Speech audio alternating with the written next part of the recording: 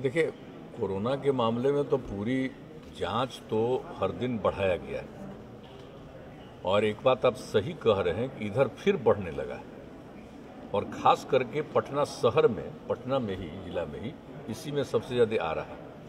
तो इसको लेकर के तो हम सब लोग कंसर्न हैं और पूरा डिपार्टमेंट, स्वास्थ्य विभाग और प्रशासन के सब लोग इस मामले में सक्रिय हैं।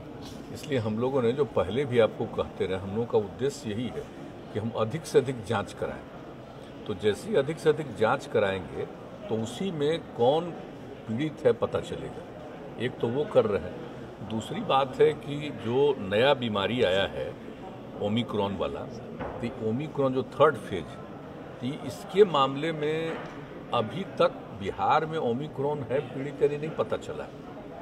उसका एक कारण है कि यहाँ पर जो भी टेस्ट होता है नया हो रहा है तो उसको भेजा जा रहा है कि भाई इसको देख लीजिए कि इसी का मतलब कि थर्ड फेज वाला ओमिक्रॉन का पीड़ित है, नहीं है। तो अभी कोई रिपोर्ट आई नहीं, लेकिन खतरा तो है ही।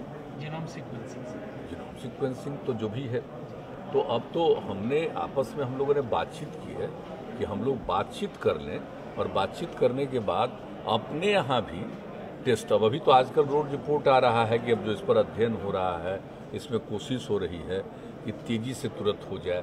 अभी जा रहा, कई दिन हो गया, अभी रिपोर्ट नहीं आई। तो डिले अगर होगा, देर होगा तो ये अच्छी बात नहीं।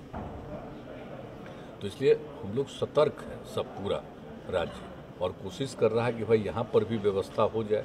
तो ये लोग भी और देख रहे हैं IGI-MS वगैरह में कि साहब इसके लिए कुछ इंतजाम ऐसा हो जाए कि यहीं पर देखा जाए। तो इसलिए बात कर रहे हैं लोग, और जो इस मामले में जो केंद्र का गाइडलाइन इशू होता है उसी के आधार पर काम होता है। तो हम लोग लगे कि अब दूसरे राज्यों, दूसरे देशों में तो देख रहे हैं हम लोग कि ओमिक्रॉन का बढ़ रहा है, तो वैसी स्थिति में अब इस राज्य में भी कई जगहों पर, कुछ जगहों पर बढ़ा है और हम लोगों के यहाँ तो बहुत नीचे चला गया था और उसका फिर देख रहे हैं पिछले कुछ दिनों से। तो इसको लेकर के हम लोग बहुत ही इस बात को लेकर के सजग है और इसको इंतजाम है क्या?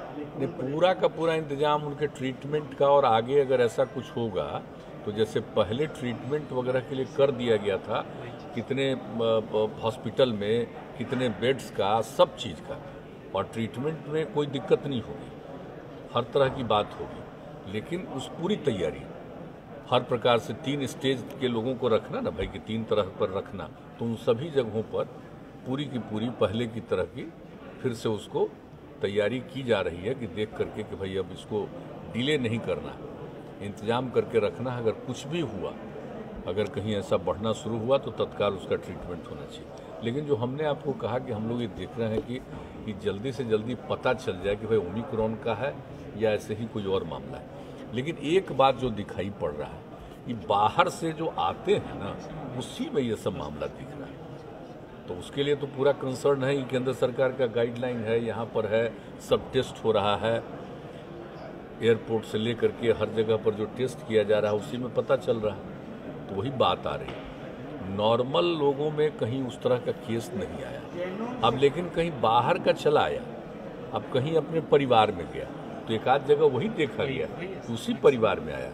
आज हम नहीं देखे क्या लिखा है, अगर कोई लिखा होगा, लेकिन जानना चाहिए। अब सोच लीजिए, इसको लिखा हुआ देख करके आप पूछ रहे हैं तो आपको उसी दिन पता चलेगा कि आज लिख रहा है कोई 3 साल के बाद। इसके पहले हमने सोशियो इकोनॉमिक सर्वे करा करके एक एक जगह का पता कर लिया, और पता करने के बाद उन सभी जगहों पर सुविधा देना। और आप जान लीजिए, हम इसमें 2 जगह खुद गए और एक एक जगह देखा जहां पर का डेथ हुआ था पहले, तो जा करके देखा, तो हमने कहा देखिए ये सब नहीं है। तो इसलिए एक एक चीज को देख करके हम क्या बताएं, किए हुए हम लोग।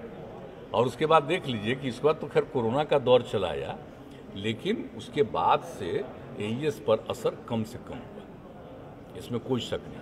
और कहाँ पर क्यों हो जाता है, दूसरे जगहों पर भी हो रहा, तो उसको हम लोग दिखवा रहे हैं कि हर चीज़ में बच्चों को रात में कहीं ठीक ढंग से किया नहीं किया, अगर रात में कोई बच्चे को हुआ तो तुरंत देखना और तत्काल उसको ले जाना, ये सब बात हम लोग गाइडलाइन किए।